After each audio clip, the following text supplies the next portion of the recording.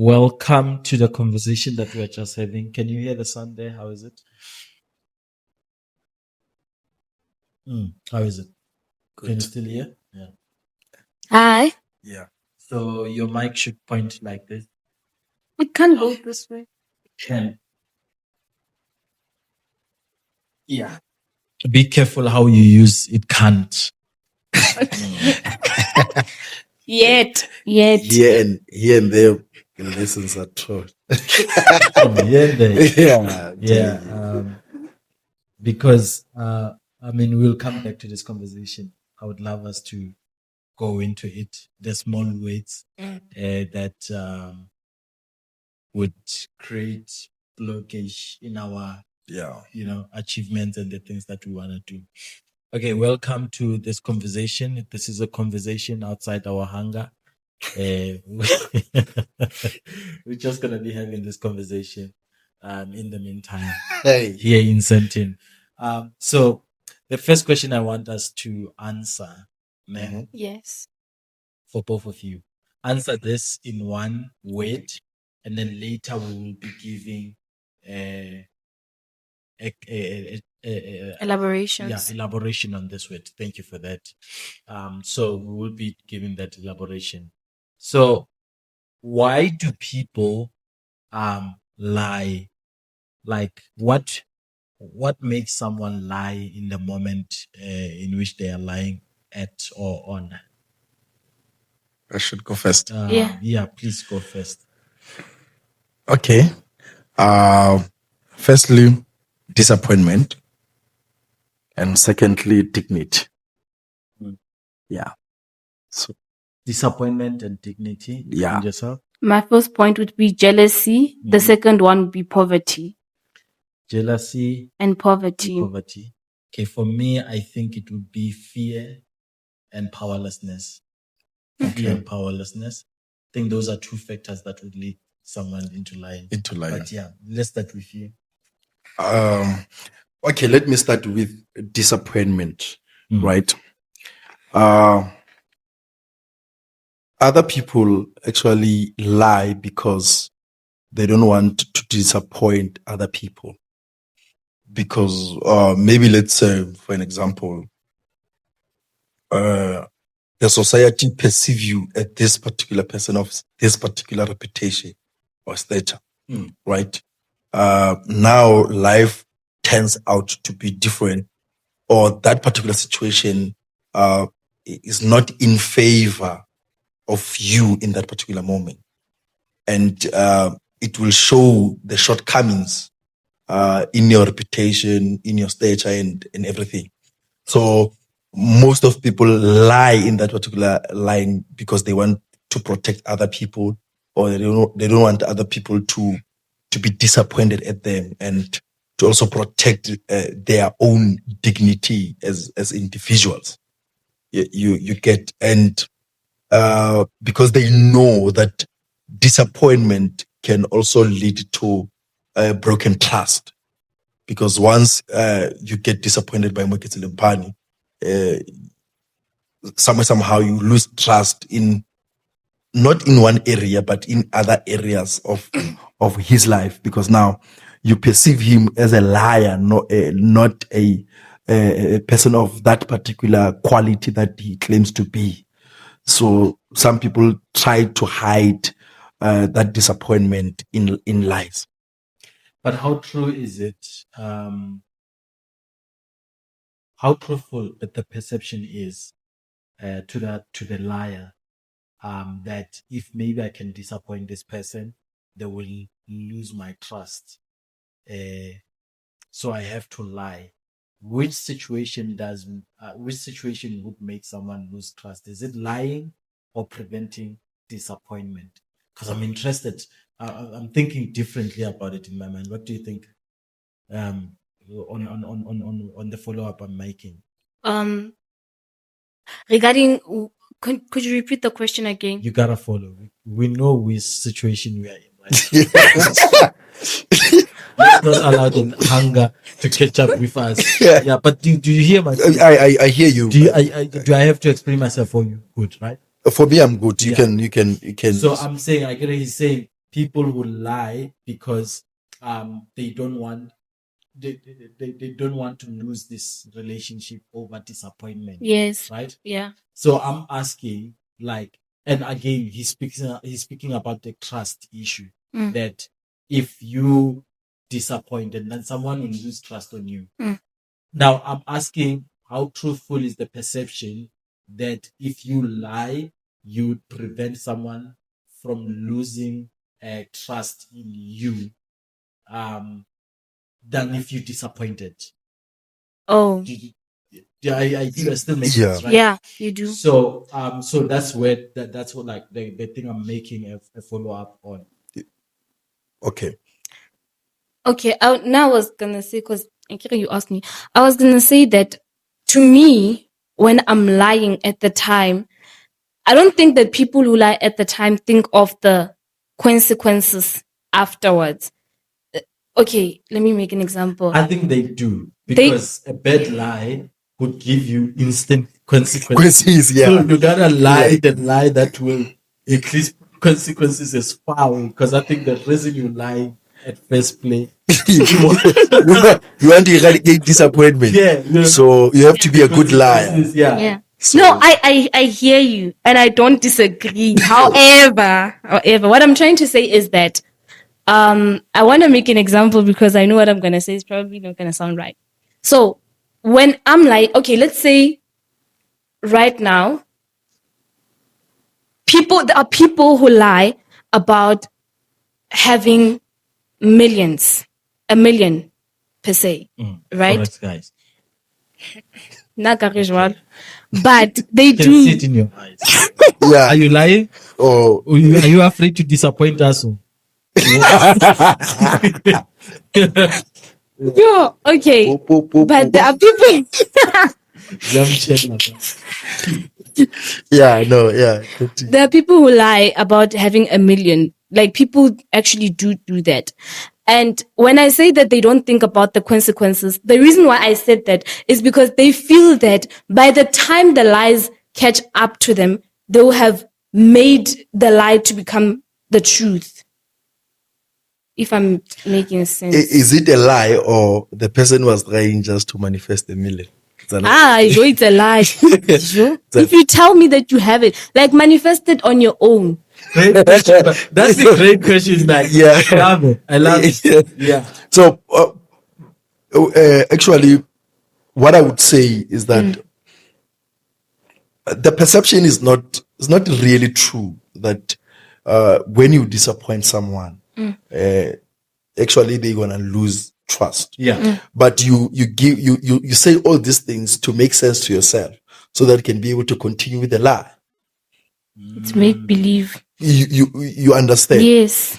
But the perception is not true, because actually when you tell the truth as it is, if ever, like now we have just experienced, right, the truth, you you get it.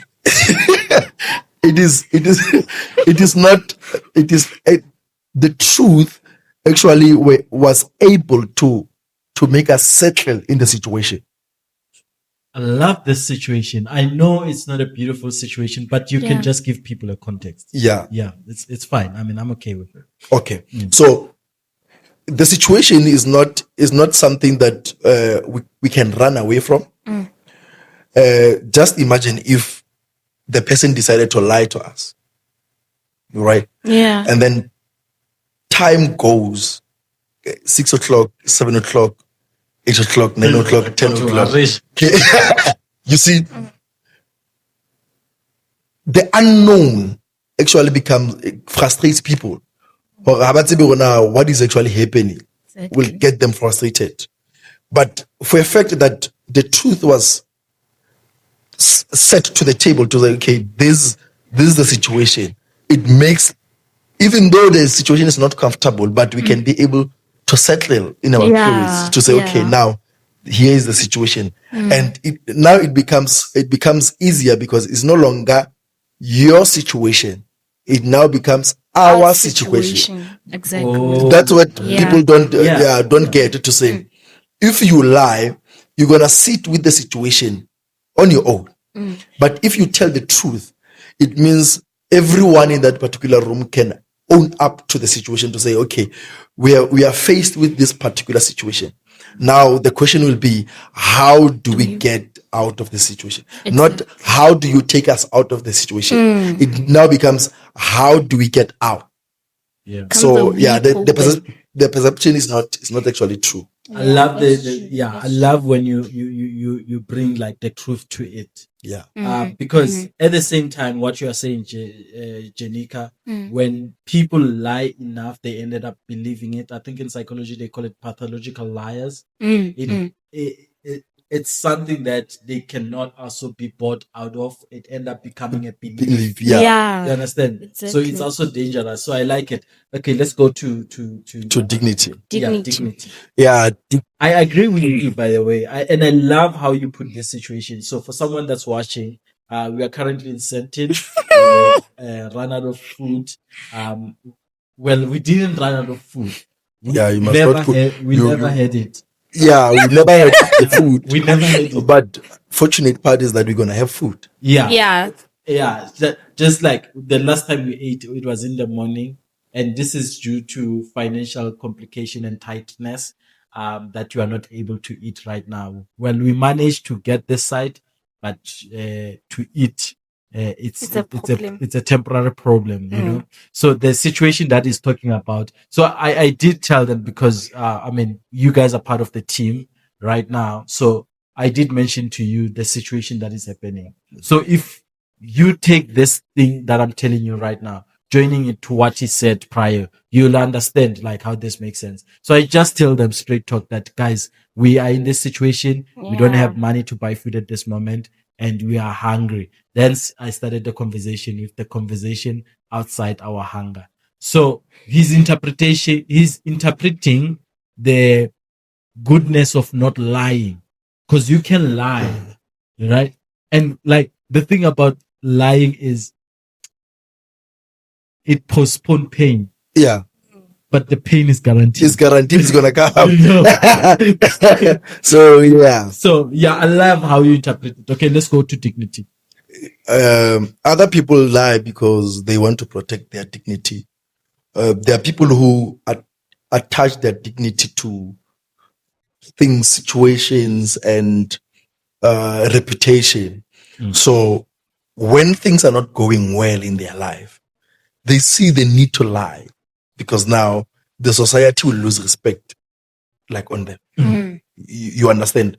Because I'm gonna cite an example. I'm gonna use my life as an example. There was a time where I had to make a tough decision to live below my means. So at that particular period, if I were to lie that I have money around that period, I would have created impression that I have money to people. And when situation arises where that money has to now come to play, I don't have money. And now people get to learn the real truth that Lempane does not have money. You get. Yeah. But instead of lying, I made a tough decision to say, Lempane, this is the time for you to live below your means. It doesn't matter what happens now, where you are, how things are going. But now you have to be realistic. This is the situation. How do you deal with this situation? I then lived below my means. So what I'm trying to say, it was not about, it was not in a money issue now. It was a reputation issue. To say, if these people can one day discover that I don't have money, what is going to happen? Are they still gonna respect me the way they respected me before? Because now, I don't think ke tla be ke rekile respect ya bona ka leshano. And that respect will be temporary up until the truth has been revealed. You understand? Yeah. So most people attach their dignity towards situations and everything. And you must learn that you can still build your dignity. And actually, when you tell the truth, that's when people get to respect you more, because they get to see the true you. They get to believe in who you are. They get to they can now buy into this product, which is Moeketsi Lempano or Sifiwe Bashwe, because this person gives them or tells the truth about what is currently facing or what is happening in his life now if things are not going well. And we must I talk a lot, ne? You're a speaker. So You were born to speak. You're so to speak. people must learn to differentiate these things. There is lying to protect dignity, and there's telling the truth to protect dignity. These two people are different. This other one lie because they want to protect dignity, but this other one tells the truth because they want to protect dignity.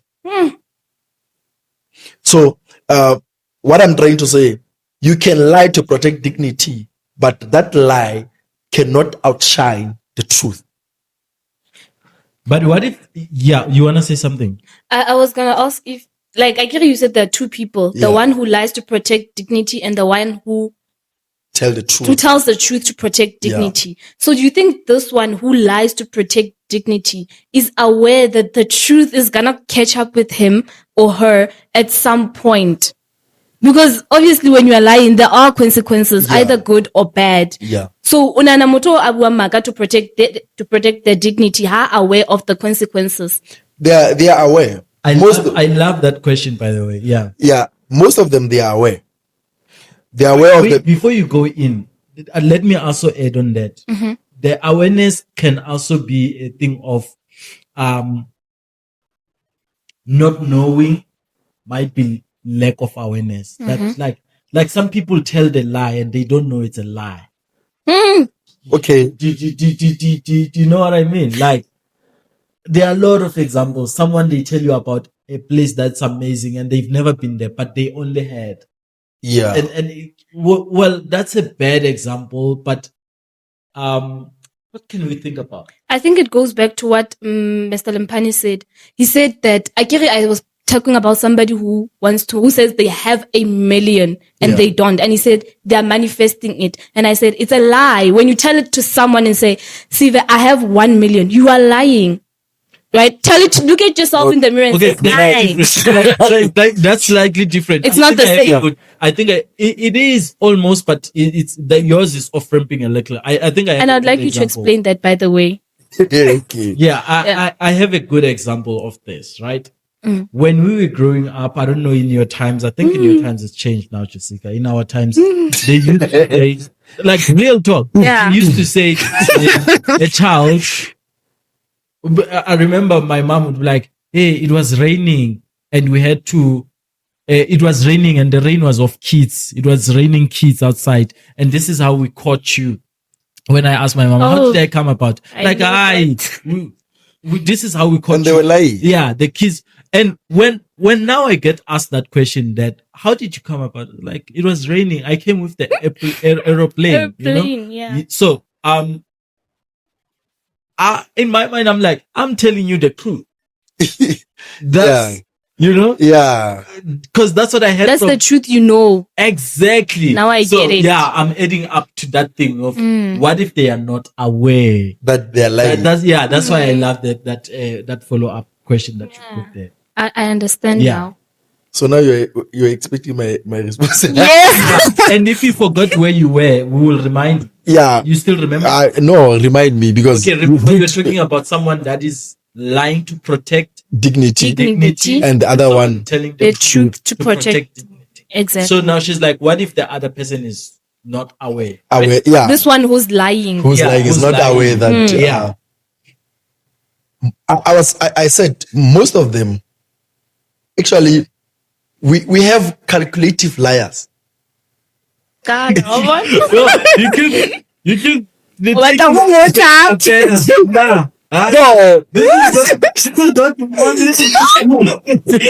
No, but we have calculative liars. Like some of them are aware. I want to come to this to this part where you say, are they aware of consequences? Some of them are aware of the consequences because their lie was calculated to say, okay, I'm going to say this. And I know as the time we reach to this stage, I would have accumulated this far. Let's talk about the million issue. Right? I have $1 million and I don't have it on my account. And I said it to you. Let's talk about the law of manifestation. I say it in your face. I said it sometime in your interview with me. Yeah, we've done a lot of interviews. Yeah, I said it sometime to say, when you think, you create signals, and when you speak, you force manifestation.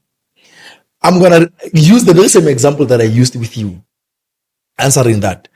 Now, if ever you say to your friends, guys, I have 52-inch plasma, right? I just bought 52-inch plasma TV, right? And you don't have it. Yeah. It is not there.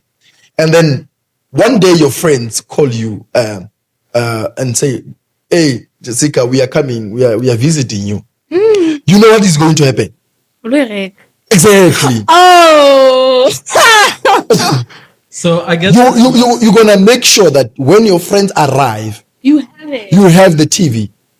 But when you spoke with them, you didn't have the TV. But now when they come, you're gonna make sure that you have the TV. It is the power of manifestation to say you spoke about it. You gave signal to the universe, and the universe now has the responsibility to push you to getting what you delivered to them, and it can use your friends to push you to that particular accumulation or manifestation. So It's all in the mind. now having the million issue to say, okay, I have a 1 million. I might not have it on my like now as I'm speaking to you, but if ever you can come after 5 years and say, Limpana, are you a millionaire? Do you see what? Because in the back of my mind, because I told you that I have $1 million, when I leave this place now, I'm going to make sure that I work towards the target of having $1 million. So the day you come back and say, Limpana, are you a millionaire? I might not be the millionaire by that time, but I might be closer to $1 million. Yeah. Okay, now I understand. Yeah. So I'm defeated. Shame. for me it's a DB. A ponyo le hodimo le tshwara padi. So yeah. The heaven of positivity is hosting party, right? So yeah, that is what I wanted to give to that. And other people, they calculate when they lie. Literally to say, I know if I lie to you today, and then 2 years or 3 years later, I know once you come back and ask about the very same thing. But I'm not talking about these ones that we see on the Matanga Commission and stuff. Because those ones are heavy. Let's not go there. Yeah. So another day. And we still want to. So yeah, that is what I was saying. Imagine Or to say, dying. some of them are aware and some are not aware. Is the issue that Batle actually said to say, it is the truth you were introduced to, not really what you actually excavated yourself to say. For far, you were told up until age 6. You were too curious to know, like, how did I come about? And when asking that question, you were told that for a better half of your growing up, you kept telling people that it is not in that particular perception. You are not lying because it is something that you were introduced to. It's something that you were told. Yeah. You get my point. So you are not lying in that particular instance, but there are those who are lying. Sure. Wait, Yeah. I want to ask something first. Wait, we're going to you. Say one if like You mentioned 2 things. You did mention poverty and jealousy. She said she wants to ask one question. Oh, go for it. Chair. Ubuta Limpana. Look at Lily. What's that about? It's about what he just said. Kimutsa fela A1, it's small. And Okay. the player have a small lane. Hey, yeah. Okay, And it's easy. I was gonna ask Jorge. I get it, you said you'll be lying about something and hoping to accomplish it within a time frame of 3 years, ne? But if so let's say you are not working smart enough or hard enough to achieve that particular thing, ne? 3 years sharp and you haven't achieved it. Do we call that lying? Or delayed That's a great success? question. I feel bad that I almost like got over it. I want to rephrase what I you. love that. I love that question. Yeah, it's a really good question. I think this one must make it to a trail. You see, you're becoming Vanessa Doon. So now you are going to replace Siva soon. So I want to rephrase what you are saying, particularly based on that particular statement. Yeah. I personally believe in speaking things into existence. So there are things that I will never utter with my mouth at all. Depending also on how you direct questions to me. If you want to ask me about million now, I'm going to tell you I have it. Because I don't want to tap out of my positive balloon that I've already worked so hard to create. You understand? Wherein we only speak positivity. Wherein I only think about positive things, and I say positive things only to people. You get? Yes. So I believe in speaking things into manifestation. But you must be careful that you don't let people on the receiving side perceive you as a liar. Yeah, I hear you. And you know, when people do that, I think the scenario would be borrowing against that imaginative mind. Mind, yeah. You know, that Jessica, can you borrow me 500,000? I'm a millionaire, don't worry. That might get you in trouble. Yeah, it might get you. So you have to. I think I hear. Yeah, you have to be careful that the people on the receiving side can hear you well, that they understand where you are coming from. You get? Yes. I think that's where the Forex traders would get it wrong. Yeah. They don't communicate that part. We see the process of faking it until you make it. Yeah. But the part where you now have to communicate it, that look, guys, I'm faking it until I make it. Yeah. Yeah. Don't listen to my have voice, but listen to my gonna have. Behind I have, there's I will. You get? Yes. Behind that I have, there is a silent I will. So you have to be able to match the two, to say, as much as Limpani is saying I have, behind that I have, am I able to sense I will? Because that is what actually what happens in the process of becoming. When you become, there are things which you don't say. They are silent. But there are things that you have to say when you become. If I'm going to say, I'm the best speaker in South Africa, don't listen to I'm the best speaker in South Africa.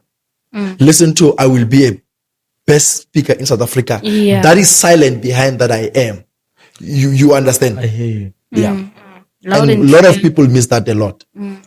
I love that, and but I feel like I think there's a lot of conversation we can have around that, because I mean Jesus Christ. Okay, who gets sent to Egypt to release these guys, the enslaved children of Israel? Moses, right? Yeah. And he asked the question: is like, who should I say, like, send me? Yeah. You know? And he says something like, I am That I am. that I am. That I am. Yes, You I understand? love that. Yeah. I love I that so much. am that That I am. There's a song around that, right? Yeah. I think it's just celebration, or About Solo Mahlangu, something. Yeah.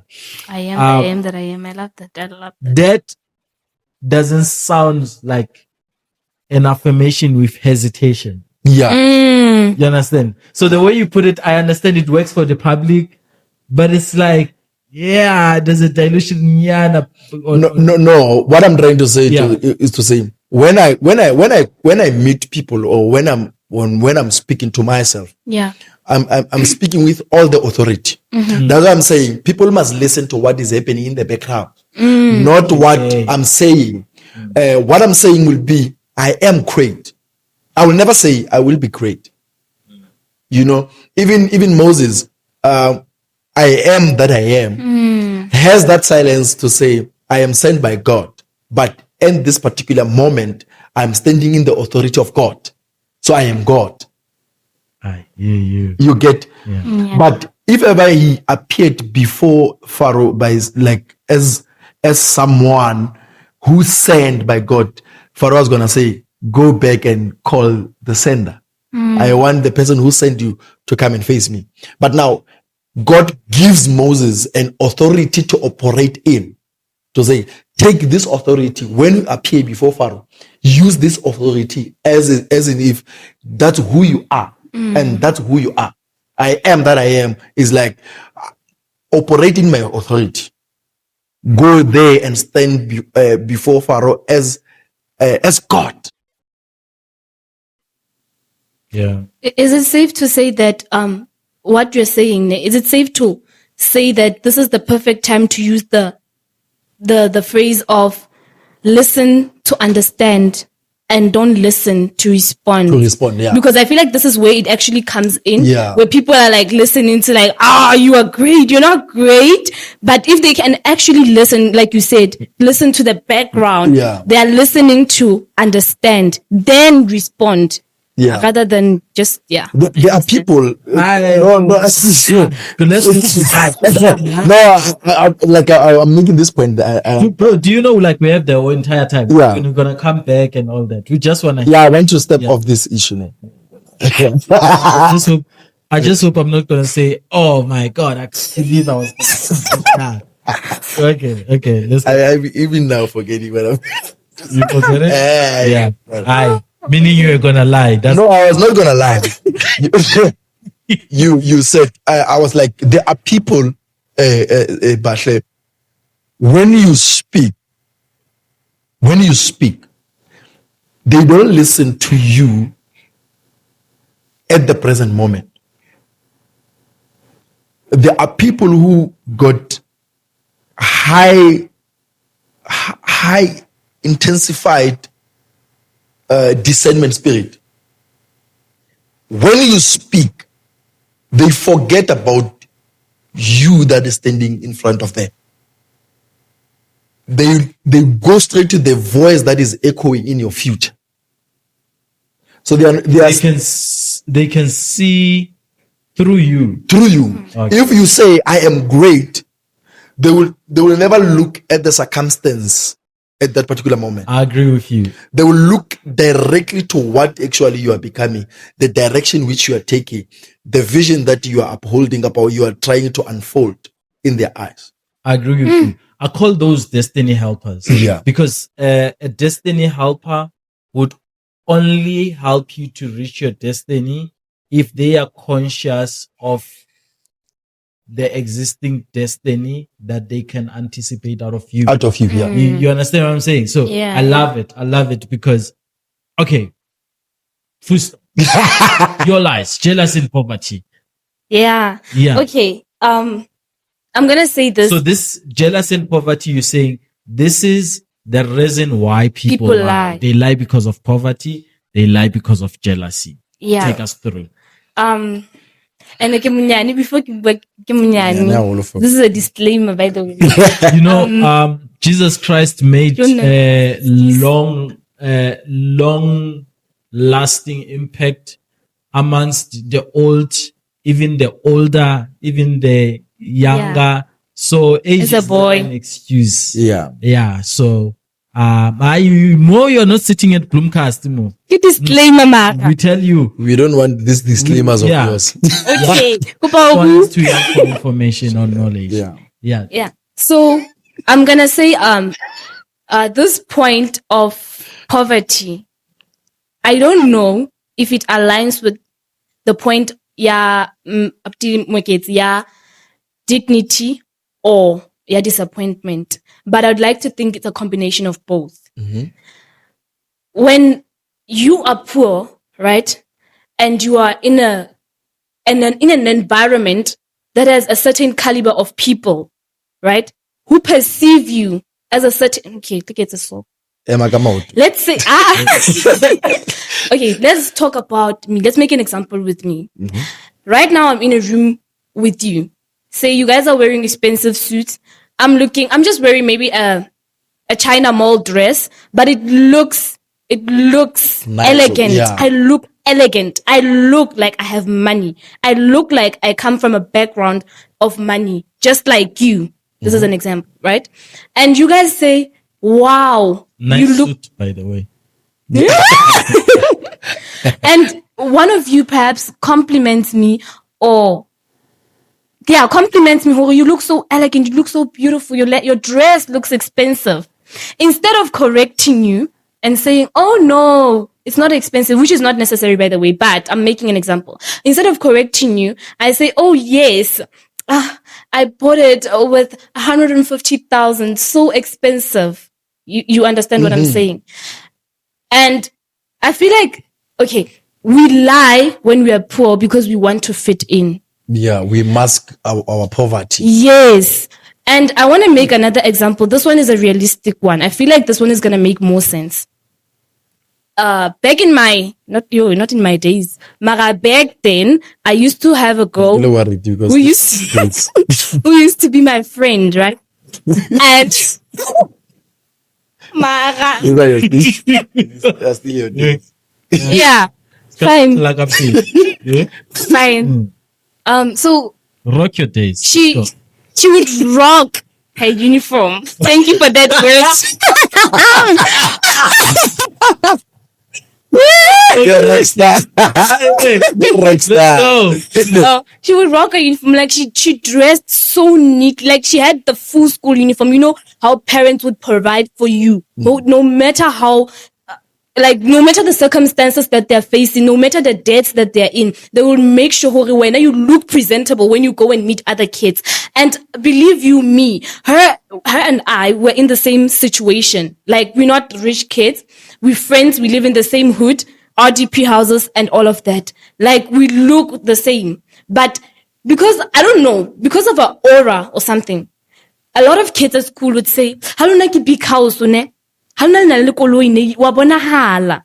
And you know what she would say? She wouldn't say, "Oh no, but thank you for the compliment." She wouldn't say that. She would say, "Yes, my dad does have a car," and I would be shocked because Is this a real thing? yes, you know. God. So hence I'm saying, because of poverty, we want, because of wanting to fit in and not wanting people to see the real us, we actually lie. So poverty is a contributing factor towards lying as well, in a way. Yo. Were you debating Yes. Okay. I was a first place She wants debater. to by the try- way. Can't wait to get us to a point where you're gonna be debating. Sure. Where we debate, yeah. The second You were one. saying Oh, something. you were saying. No, something, I was- because we need to follow up on that. No, I was just saying she's driving a point home. Yeah. By all means necessary. But yeah. Yeah.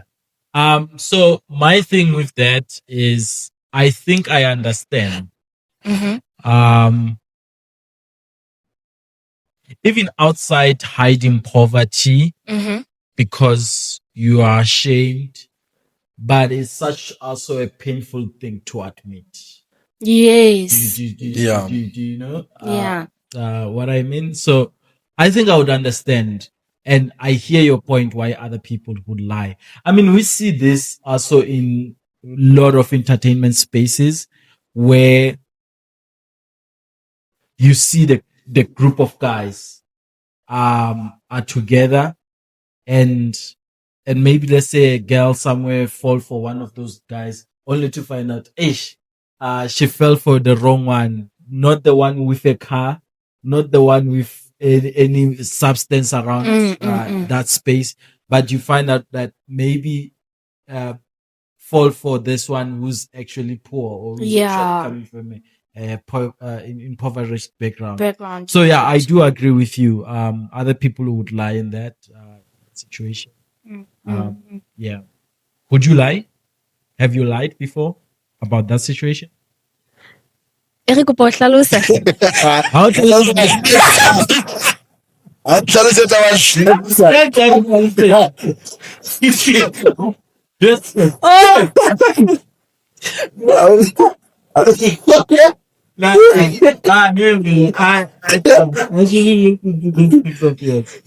Please tell someone else. It's good. It's so good. That's what you wanna hear. I wasn't lying. It was just lying by omission. I didn't say anything. There's lying. No, I didn't say anything. So it's lying by omission because I didn't say anything. It's Really. lying. By omission. Yeah. I'm not disagreeing with you. Okay, we can. Yeah. Please continue. No, man, it was just the thing of somebody saying to me, because I wasn't in a private school at any point in my life. I've been attending public school since primary and all of that. And there was a time where I went to a debate camp, and at that camp, so there were other kids from other provinces as well. And they actually complimented us and say, "Oh my goodness, your uniform, your school is a private school, right?" I kept quiet. I just smiled and walked away. So by virtue of doing that, I call it lying by omission, because I could have said, no, it's not a private school, but I chose not to. Because, I mean, it sounded right. This conversation, especially at that point, it sounds like a person who just died and now they are in heaven. Yeah, they are going to God like, I'm sorry. I didn't say it. I was supposed to say that, I was supposed to just omit it. But I truly hear you. But also on the very same, I think it is a lie, right? Mm-hmm. You didn't correct the person. I agree. Yeah. Right? So, but it doesn't hurt, man. Because I hear you. Yeah, because no, wait, action. Can we say she lied? I don't think we can say she lied. Yeah, I don't think. Actually, I'm trying to find Yeah. better ways to explain that. You didn't lie. Because at that particular moment, you are not at the position to can explain to anyone to say, I am from private school or I'm from A public school. You get, Yeah. and you are talking about my uniform. You're not talking about me. You are not saying, Lempani, you are from a private school. You are saying your uniform looks like, You guys are from a private school. yeah, the uniform. So we can remove the uniform. I get I it. think I get the idea. I looked at it from the angle of social media. Yeah. How many things have been said about you where you're like, I know you're capping, that's not true about me because I live with me, I know myself. Yeah. But whatever these comments that you're saying about me, I know they are not true. Now imagine if you come across those comments and you just watch them, you don't respond. And So we'll say you've lied to millions of people. Yeah. So I don't think it's live. I think at that particular point, it is you choosing not to entertain negativity or choosing not to entertain what has been said. I won't call that a negativity. Yeah. Yeah, which is good. Which is good. Yeah. Because not everything that is going to be said about you should entertain or respond to. So if ever we are saying we are setting a precedence now to say, if ever you don't say anything, you have lied. We'll be lying also ourselves because we keep quiet a lot. Horrible things are being said about us. We keep quiet. Exactly. Betrayals are being done. Like we keep quiet. Yeah. I'm at the point in my life, Sivewelo, Even if tomorrow you can go to social media and say to me, Limpani, this and that and whatsoever, I'm not going to come back and defend myself. I'm going to keep quiet. Whether it's a truth Or a lie. or a lie. You You don't dignify. Yeah, because how about Bahlani? Yeah. Let's go to the second jealousy. Jealous. Jealousy. With jealousy, to be honest, I think people lie a lot when they're jealous of what you could become. Okay. I'm not crying. Okay, I don't know, but I like making a lot of examples. So I want to make this example. Sorry for this, but I think we should stay hungry. We say a lot of things. Yeah. Hunger is good. We're gonna talk about it. I want us to talk about the importance of hunger. Yeah. Okay. Yeah, I was gonna make this example, right? When you made a post that you want people for the podcast, ne? It's you and Limpani. Okay, let's say I am you. I made this post, right? And you guys, you are seeing it. And you are like, I am so interested. And I know that should I apply for this, I could actually get in. And you have Limpani as your friend. Limpani did not see it at all, right? You as a friend, you can actually tell him. I mean, that's what good friends are for. Because you can, as much as when you know that you are good at this, Limpani had before, but it's at least you can give him a chance to try. So by telling him you're being a good friend. But because of the great fear within you that Limpani can actually surpass you and be better than you. Because you don't know his capability, right? You've never seen him doing a podcast before. You've never seen him. Oh no, I'm deceived. Oh my God, I hear you. Sorry. The thing is, you are speaking accurate. He wants to start a podcast. So, Yeah.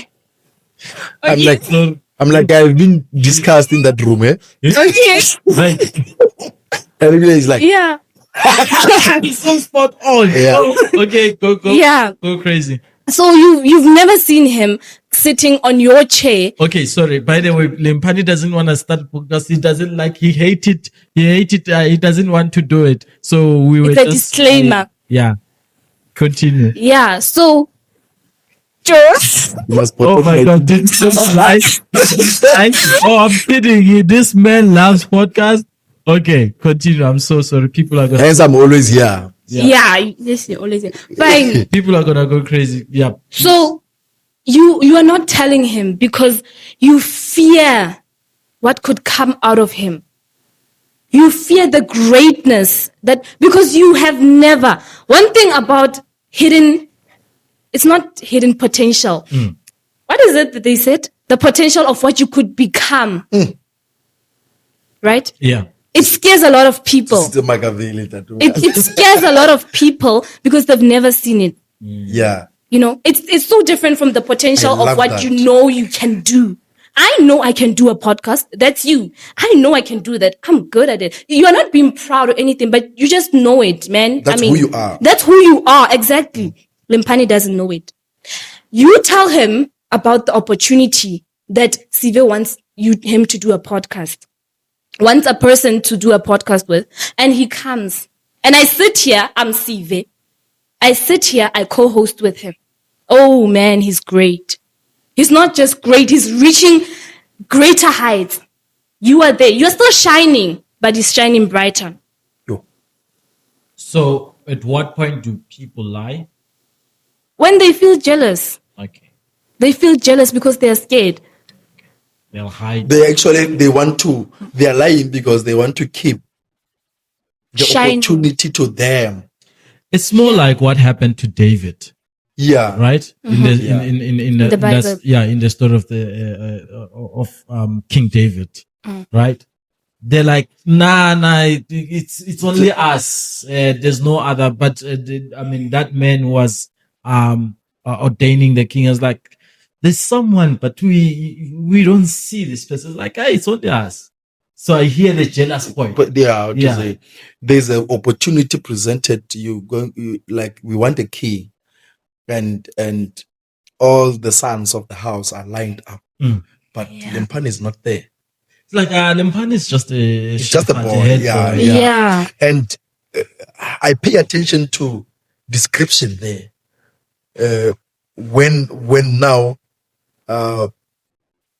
When they could not find a person to ordain there as a key, and the prophet asked to say, "Ke bana ba hao kaofela banana ba felletse." And then the description they give when describing David, they say, "No, we have the other one who's a shepherd boy." But now, the greatness of David makes so much noise that when he enters the room, the horn shaked. Yeah. I don't know if I make sense. Yeah. The prophet did not say, "Here is the key." The greatness when David enters the room, when the shepherd enters the room, the horn shaked, and the prophet was able to determine to say, and this is the key. I want to come to the. Can I? Yeah. Yeah. On our way here, on our way to Senton, we were talking with by the way, this is part of my book, né? The potential they told you about. See that you are great in doing podcasts, right? That's what you know. But there's someone who came and say, "But Sive, you can be a good writer based on your analogies, and you tapped into that particular potential." I'm making an example, right? You are good at podcasting. You're a good podcaster, right? That is who you are. That is who you know. But then comes someone and say, and then comes someone and say to you, "But you can be a good writer." Your analogy of situation is on another level. Can you try writing? That person unlocked a potential which you didn't know. Hence, I have a chapter titled "A Potential They Told You About." It means they introduced you to the potential that was within you. You understand? So, jealousy people, like most of the time, they are aware of what you can become. Love it. You understand? So I love that point. I love that point a lot. You make so much sense to me, because that's what we see most of the time in our lives. You'd find there is a job opportunity. Teacher, right? Teacher are 5. All of us, we have done teaching here, teaching qualification, which is BEd. An example. Instead of, we are all like, we know each other. You know what? There's Makaveli did BEd, and there's Lempane, did BEd, and we are maybe in the same stream. Yeah. Right? Yeah. Instead of sharing the opportunity, you keep it to yourself. The lying part comes where you lie about going to an interview. You're saying, "I'm going to a Kiamolo." You understand? You just, because Lempane gets to ask you, "Chief, why were you suit on a random Tuesday? Yeah. No, I felt like dressing like my dream. I'm going on a date. Yeah. I'm kind of nervous." You see, you lie. But the intention of that lie, it is to keep the opportunity to you, to yourself. so that no one knows that there was a teaching opportunity, there was a teaching space somewhere, there was they needed an educator somewhere. You lie to keep that information closer to home so that it can only be able to feed you alone. I love that. Yeah, no, I do. I like it. And I hear the point that you also went in. Yeah. So it was, let's reflect back. It was disappointment Disappointment and and dignity. dignity, jealousy And poverty. and poverty. Yeah, no, I love those. And for me, it's powerlessness Yeah. and fear. Fear. Yeah. Yeah. For me, those are things that make people to lie. So to start with fear, I think about it from my childhood. When I would go in the house during the night, if I was scared, I would think of lies. If I was fearful, I would think of lies. What can I tell them? Where am I coming from? Okay, there was a curfew just to bring people into the situation. I was not supposed to arrive after 6. If I arrived after 6, I'm gonna get a beating at home. So after 6, I have to come up with a proper reason. Why did I come around this time? And where was I, you know? So I noticed as a child and growing up now that many people, in fact, if not people, will lie when they find themselves under a fearful situation.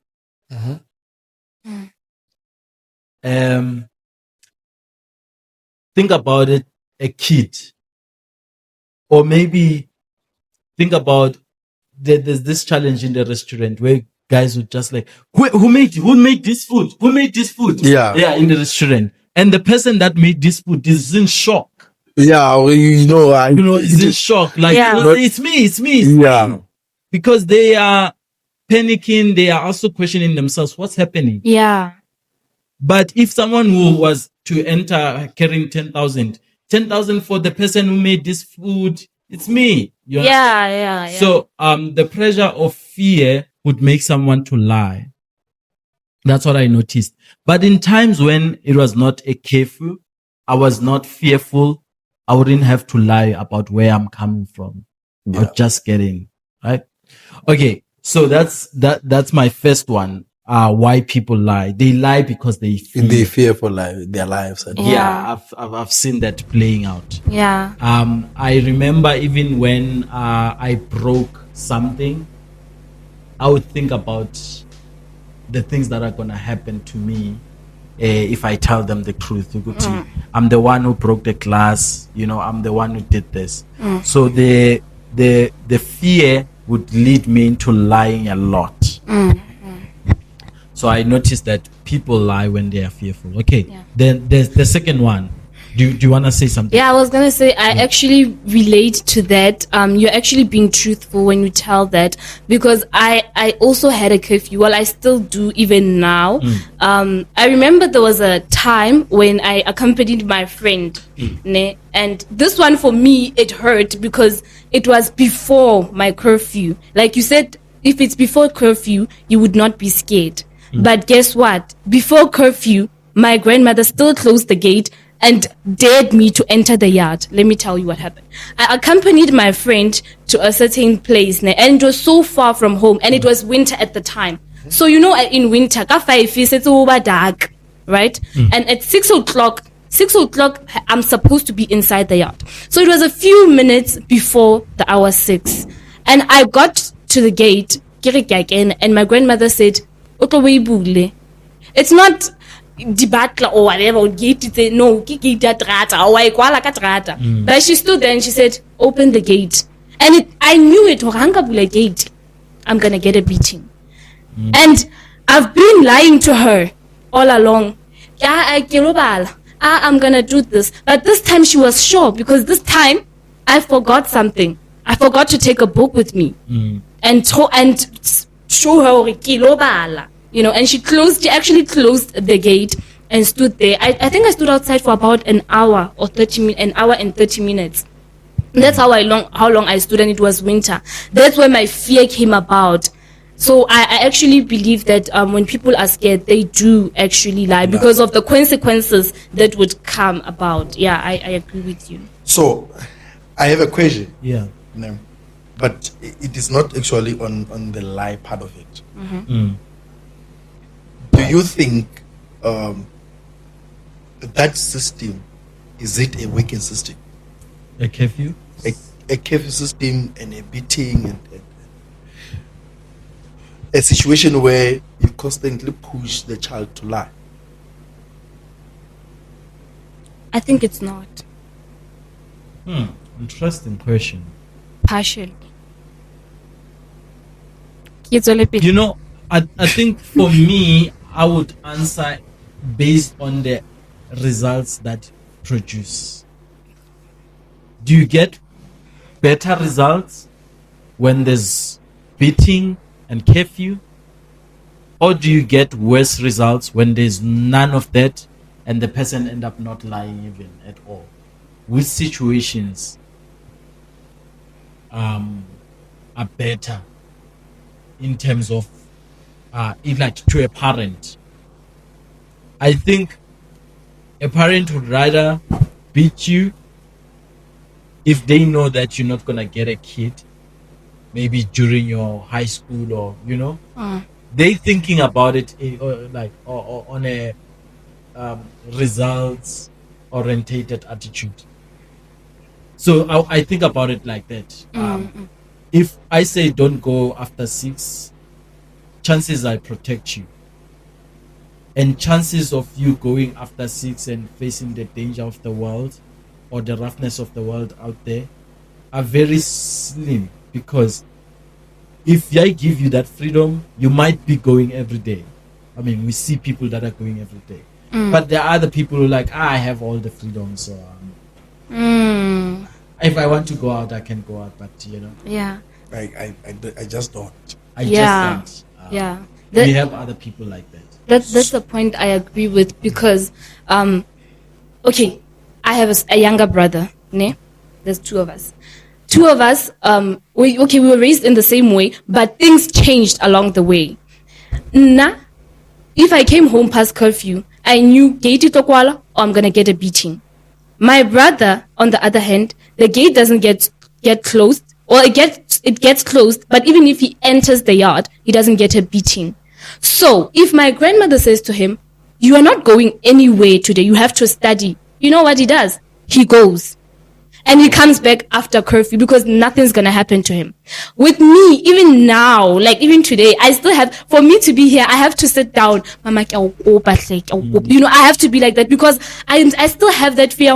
If I do this, like there might be consequences. Mama might close the gate for me and tell me to go back where I come from, or she might beat me. So I agree with you. It depends on the results.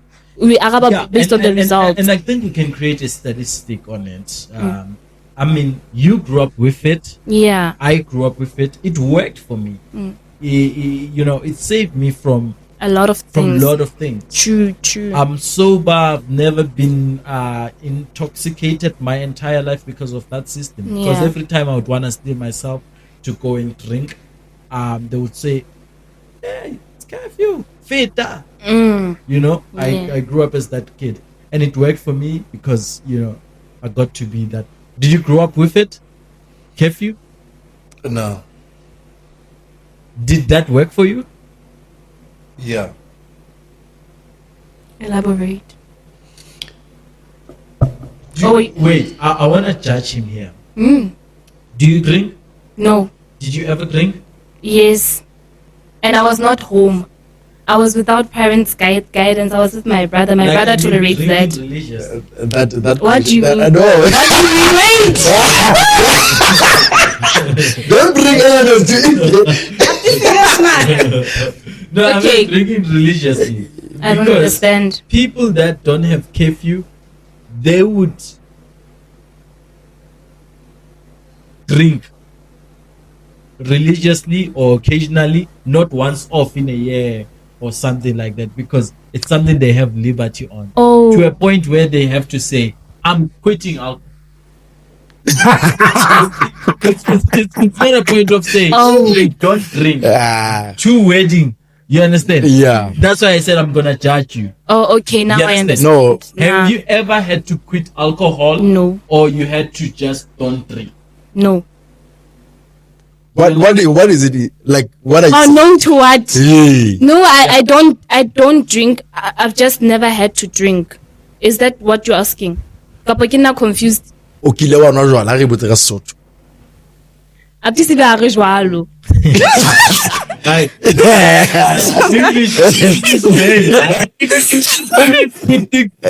Right. Oh, jwalo. Are you saying that? Out ke nahana ona le motho a nwang jwala, le ona le motho a tjhakelang jwala, and ona le motho a tastang jwala. Oh, nigga taste. Or not taste, right? Like Yeah. you had one sip. Yeah. Like one sip. Yes, one sip. Yeah. So I don't drink. Yeah, baba. Yeah. Yeah, baba. Like. Ini sabad mara butle pisni. How talented What I'm trying to bring home to Limpano. I mean, he's been public about this, and that's why I'm mentioning it on the podcast. Yes. That he quit alcohol. Mm. But okay, that's good, and we applaud you for that.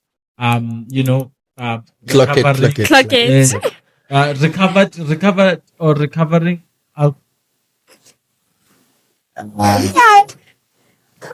I'm waiting for you to Ibuye ka Sesotho. put it nicely, my friend. Ikhalo. And I'm trying to that one tongue. Okay, look, all I'm trying to say on a serious note is we didn't have to go through that because we were deprived the opportunity to go through it. You went through it because the opportunity was accessible. However, I don't think if we have to look back, we would feel so much regret that we never did it than you looking back, you feel so much regrets that you ever actually Did it. Yeah. You know what I mean? So that's what I'm trying to explain. I want to, before you go further with it, the first question which you are judging me on, you said the system worked for you, and I said yes. Not on the basis of saying you drink alcohol. Alcohol is not a scale. Okay. Alcohol is not a scale to Nice. to test whether the system worked or not. And let's check Okay, I'm at sorry. what stage of my life I did alcohol, because growing up I was not doing alcohol. I think my point. Wait, I hear you, but I think my point was so incomplete. Yeah. I was going somewhere, right? Okay. Yeah, you're so 100% right. We cannot judge if the system worked for you based on whether you were drinking or you did not drink. Yeah. What I'm looking at the innocence of your current heart. And I would promise you that the kid that never got a chance to drink, they would retain their innocence of the peaceful heart than that one that has been through the drinking process. Okay. The reason it's called alcohol abuse is because you start abusing alcohol, and then alcohol end up abusing you. Yeah. I know so many friends that started drinking for fun, and they ended up drinking for therapy. You understand? So now when you start drinking for therapy, you start depending on this thing. You start being attached to the things that come with this thing. Some people got maybe infected by different viruses, sicknesses, illnesses. Some got babies that they didn't want at that particular time, all because of this thing. Some people broke they broke their good relationship with their parents because of this alcohol. So now when we look all these things, that it's just one thing, by the way, that alcohol is one of the things that you find when you are free. You don't have a curfew. We can mention many other things. The gangsterism. Yeah. You understand? We don't want to go there. We just want to use one example. Now, Jenica, when we look at the point where we now, okay, let's check. Did the system work for you? We don't look at your achievements. You're a qualified teacher. We look at the state of your heart and the state of your mind. Are you okay? You understand? It's not many people that come out of that era of alcohol and say, I'm okay. You understand what I mean? Or do you want to say something or do you want to shoot something? Hey, I'm sorry, man. Certain conversations can be really saying something. You No, deep. no. I understand you when you referred to it that way, where you talk about the innocence of heart. And when I'm talking about the system working for me, I was not actually referring to the achievements, but the system worked for me in this particular way. See them. Yeah. I don't have to lie to my grandma because she made a statement in her house to say there are things that you cannot do, but there was no issues about curfew and whatsoever. You understand? There was a culture that we just had to adopt as we grow up. You get it, and it became natural that you don't have to be told that 5 o'clock you must be at home, and if you are not home at 5 o'clock, I'm locking my gates and whatsoever. And there are things that I believe that were clearly like communicated that they are unacceptable in this household. You understand? Yeah. Without forcing them through curfews, through beating, but they already do not black say, but not for curfew or not for, it would be for other things, of which one of the things which she introduced was a culture. You wanna say something? Higher Jaka Yeah. when you are not there, you do fit. You are not forced to be there. You understand? Yes. Those are some of the things. It only makes sense for you to arrive at 7. It only makes sense for you to arrive at 6. Yeah. You understand? Exactly. So, how the system worked, I get to be how to put it in English. We are not the kids who jump. No. Why? Hello, man. You see, because I'm very much worried, but I don't want to tap into that. Yeah. But I'm very much worried, or even today, you are still like that to say, in this modern age, that you still have to fear for your life if you arrive after 6. I'm not saying it's a good thing to arrive after 6, but I'm saying, what kind of a kid are you producing to the world? Oh, I hear you. One understand? Hear you. Valid question. Yeah. Yeah. So, in case of us saying, let's put curfew into place, let's introduce beating if you arrive later. How about we create a culture growing up that everyone in this household must adapt to, and then we embrace that culture. Like my grandma will come one day and say, what is What's wrong? happening? You know, it opens a conversation to say, okay, and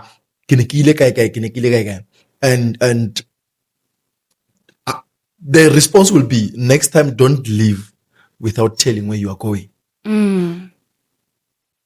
it creates a room for responsibility. I want to comment there with the nature of my curfew though. I don't think my mom implemented the curfew system for me to lie. I think she did it to protect me and to protect my mind. The reason I had to lie is because I ended up with the same people she was protecting me From. Yeah. which I think is a very good parental Approach. Parenting style.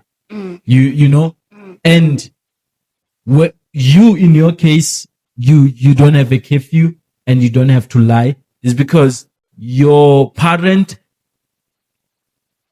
is not so much concerned about protecting you from these things. She would maybe trust that you will be able to protect yourself.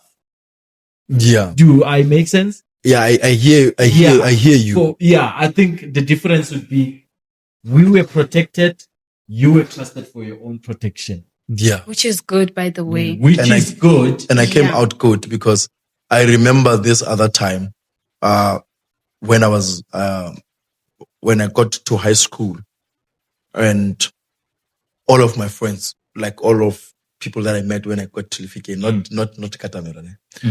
When I got to high school, most of them were smoking. Right? Most of them were smoking. But because of those conversations that I would have with, there was this other time, randomly, my grandma will tell you, will just recite a extract from a Bible and say, and the rest will be added unto you. So, and we'll elaborate to say, and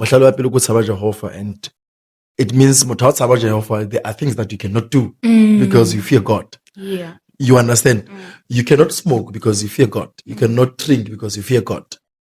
You get, and you go to school, and then when you get to school, you get to a place, people are smoking. It's normal. It's a culture. Like they do it in the morning, between classes, during break, and when they depart to home, they have to share a smoke first. It's a culture. It's what they do.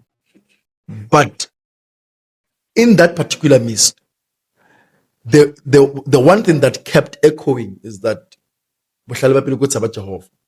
and the rest shall be added unto you.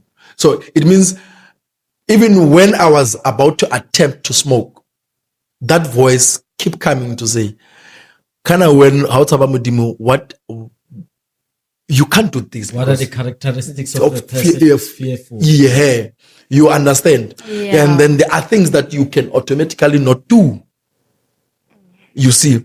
So so that is what actually happened with me. Okay.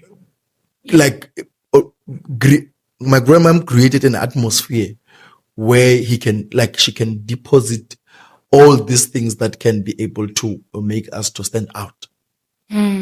So nonetheless, even when you have all these other structures like your curfew and whatsoever, a child can still be a different output. Let me ask you this question. I know you wanna chip in, Jenny. I'm gonna give you a chance. Let me ask you this question: are you gonna apply the curfew system or non-curfew system to your child? I'm not gonna apply curfew system. What I'm going to do? What are you gonna do? I'm gonna create a culture as a system in my household, where my child will know that these are the things which are allowed in this household. And these are the things which are not allowed in this household. Do you understand? Like curfew system also came with that. Like, yeah, I understand. This is something we allow in this household, but it comes with punishment. With a twist. You understand? Now yours comes with punishment. To say you can't be, rules won't be punished if they are not being implemented. There will be different punishment beside beating, because my biggest concern is the beating. You understand? And the shouting. Those are my biggest. Even now, I fight a lot because of that at home. I don't want a child that is like shouted at. because as a teacher, I saw that how it plays out when a child is at school. Let me chip in before I you love continue. this so much. Oh my God. This is like a Yeah. conversation of people that are full. Yeah. But I'm not hungry at all. Yeah. Before you continue, I like the point that you're about to tap into because I was coming to that. But I had 3 points that I want, 3 serious points. Okay. And now I have 2. I get the other one. The amongst these 2 points, there's this one that you were about to tap into. And the one that kept on ringing in my head, that you do not want a parent shouting or promising a child a beating, right? Because I stand to be corrected, by the way. What you believe in is a friendship between the child and the parent. Yeah. That let's sit and talk. Yeah. No matter how angry I am, let's sit and talk. No matter how much you disrespected me, let us sit and let us talk. Tap into that because you are about to tap into Yeah. it. So tap into it. A child who's raised in that particular platform where we conversate about things, about issues. By the way, you should listen to him carefully because he's an educator. So surely this is part of the class he did in psychology. Go for it. A child who's growing up in an environment where there's a relationship between a parent and a child is different from a child who grew up without the relationship, or a child ahudiswang a shapua is actually different from ngwana ahudiswang ho bua le yena. You understand? They even react to situations differently. You understand? Because yeno ya shapua, most of the time, even when they get something wrong, the first thing that they get to resort to is to cry or to fear for their life, because they are used to this thing so much that it makes them it becomes part of them to say, I know. Wanganasen. Wanganasen.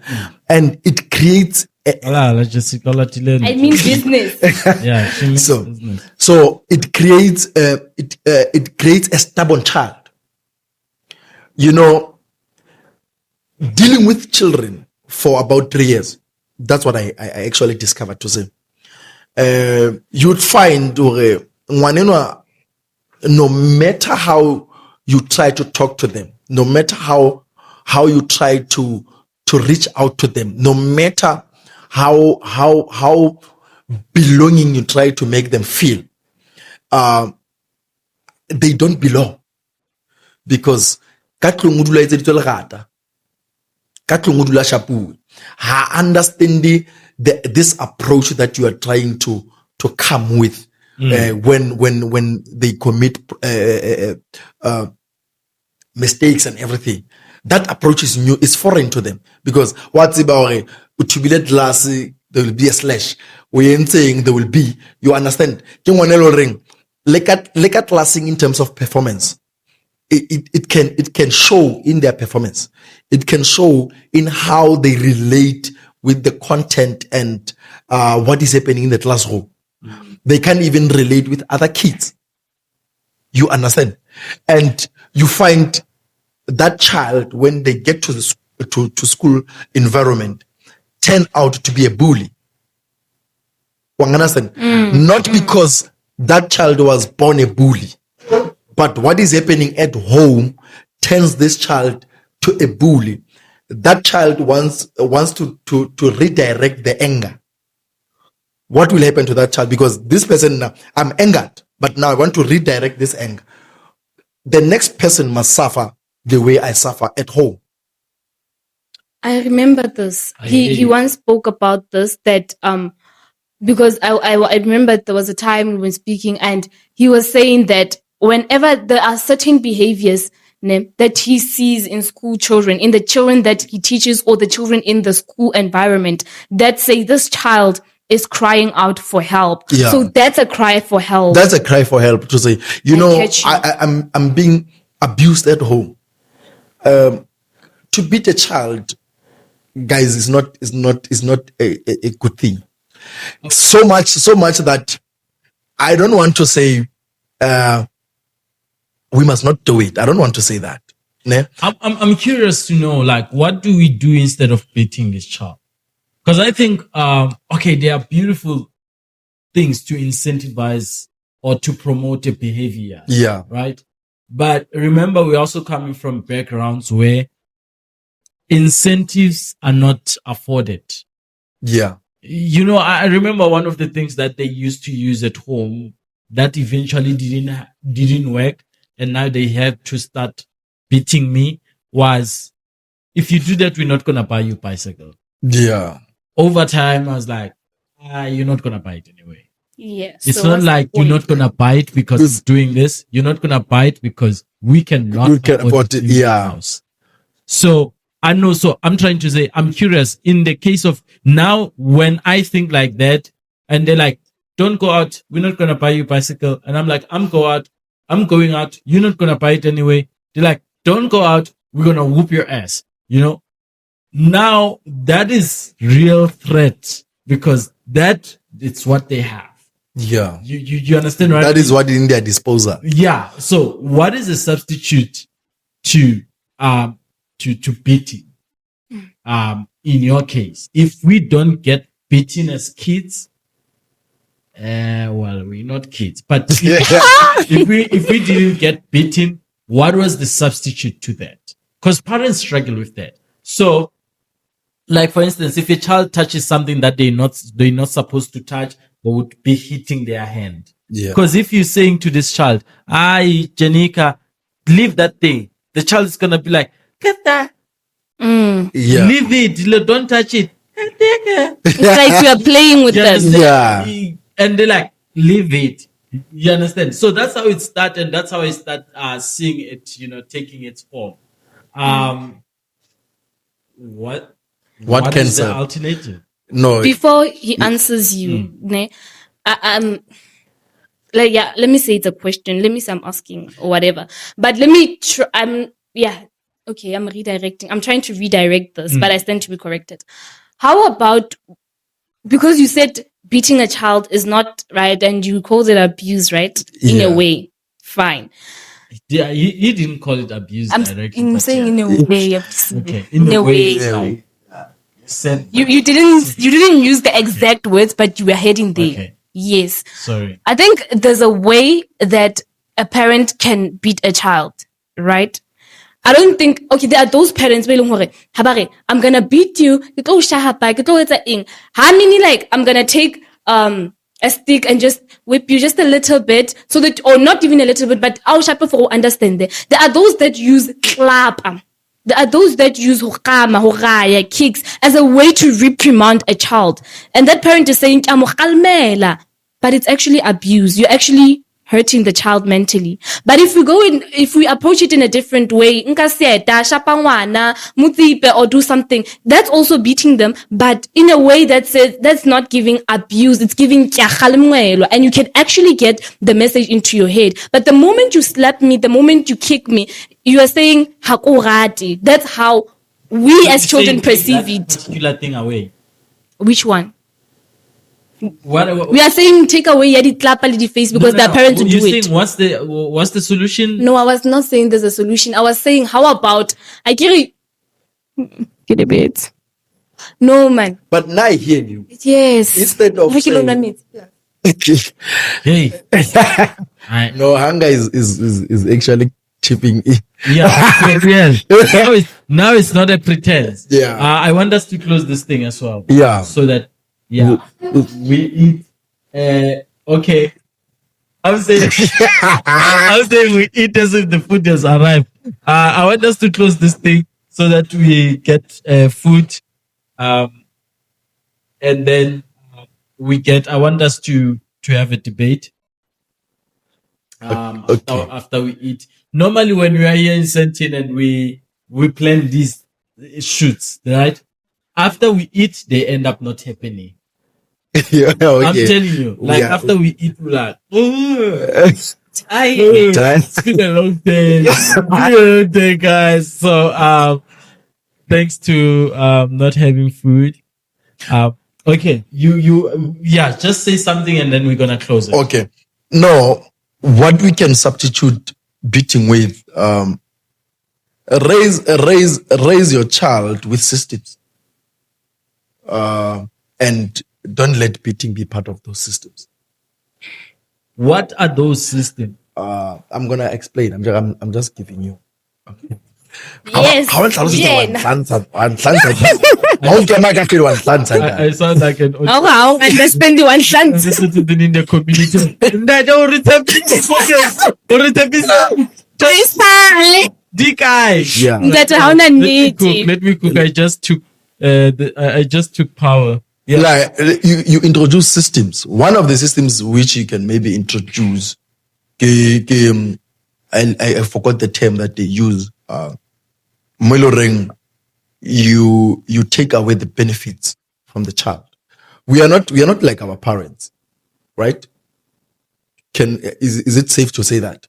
Yeah, we're not, but some of people that are watching might be like that. Yeah, like everyone, we are not like our parents. Or you mean like identity and personality? Yeah, Okay, and how we perceive things and everything.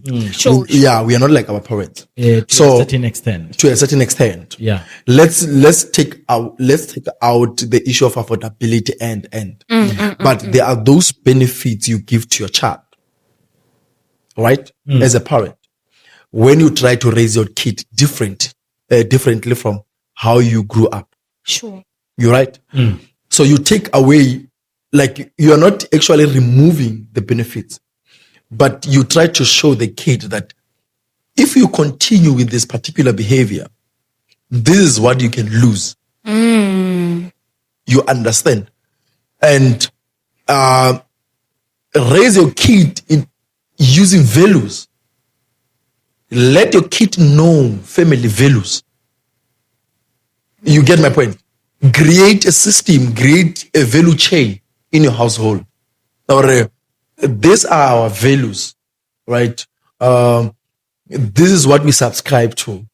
You understand, as the family. And you must not say we subscribe to this thing and then when you don't subscribe to what you put as a value of the family. If you say to your child every Friday, and now I'm taking what Magaveli told me. If you are saying to a child every Friday, we are going to spare, be loyal to that particular commitment. And next time when you say, if you continue doing like this, on Friday we are not going to spare, that will speak volume to that child, because the child will be understanding that, okay, I'm losing it, like I'm losing this if I continue with this particular behavior. You understand? And make sure that your kid go to sleep understanding the family principles. These are the principles that we subscribe to as the family. These are the values which we subscribe to as the family. And these are the rules that are governing this particular family. So if I break the rule, you must come back and apologize because you have broken the rule as a parent. You get my point? Yeah. And take ownership, account to, our parents don't want to, like we grew up in a system where our parents don't want to account to us. They feel like accountability is one-sided. Exactly. You arrive at 6 o'clock, you must account. But when they arrive at 10 o'clock, it must be normal. Yeah, that's so true. You understand? Yeah. So my kids must understand, Dore, as much as I get home at 6 o'clock, but my father can get at home at 10 o'clock. And there must be valid reasons why my father gets home at 10 o'clock. And I can also get at 10 o'clock as a child and give valid reasons. No, you know, okay, for me to get home at 10 o'clock, it's because I'm working and but it's exactly what you are saying, that they lack accountability. Like it's like accountability is one sided. It's one sided. If we're gonna be accountable, I'm like taking from your statement, let's be accountable on the same side. On the same side, yes. Yeah, you understand. If I get a 10, which is the same thing like we're talking about of the curfew system before. Right? Before, yeah. Yeah. So if I get a 10 at home at 10, guys, as a parent, I'm knocking off at 8 o'clock at work. You give them, you tell them. They must not assume that you are waking at 10 o'clock. They must not assume that you are waking at 9 o'clock. They must know that our father will get home at 10 o'clock because he knocks off at 9 o'clock and then he travels an hour to get home. That is accountability. You account to the situation. Oh, guys, you must not expect me at 6 o'clock. But this is our values. It means everyone must be at home at 6 o'clock. Inconveniences must be communicated to kids. You must not let your kids wonder, where are you? And then when you get at home at 10 o'clock, trunk, it's normal, it's business as usual. And then when a child, because your child can only be you. I hear you, my brother. And model the life. Oh, the other thing that is kids imitate. So model the life you want your kids to live. Yeah, because I agree with you, because the other day, I think my grandmother wanted me to do a particular thing. I didn't want to argue. So I smiled and said, what's we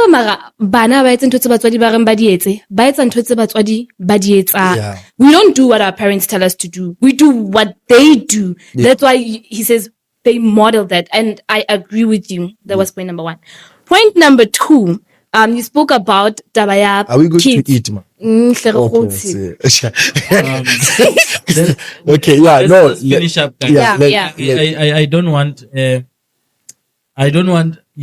the best people who died speaking. We were born to speak. I'm born to do this thing. These people, they broke the record of speaking. They died on the mic. It's all in the mind. Love it.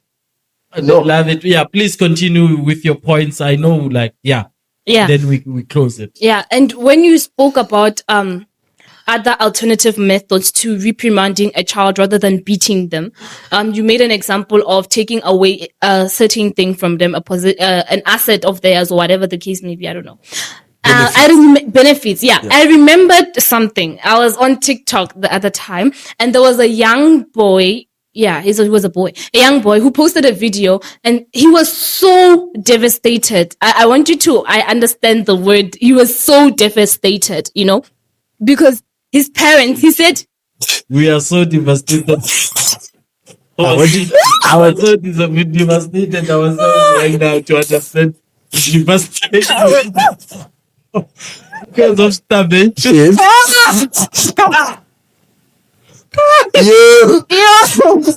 Oh my Drop the bar there. Yeah, I see what you did. Yeah, call me too. So no, yeah, continue. It was so devastated because he said, my parents took away my headboard because I was misbehaving. Yeah. So they took away my headboard. So I think what I'm trying to say is that I actually believe that your method, the method that you are putting forward can actually work. Yeah. Can actually work, because nowadays we value what we have more than the punishment that more than the beating or whatever. Yeah. Because like it goes, and you're gonna beat me, so what? It's not that deep. Because I'm gonna be a child who's retaliator, or I don't know, man, but an angry child who's gonna keep on doing the same thing over and over and over again. But when you take away my headboard, I think, come on, guys, I have to take content. The headboard is important, I know I need to behave or whatever.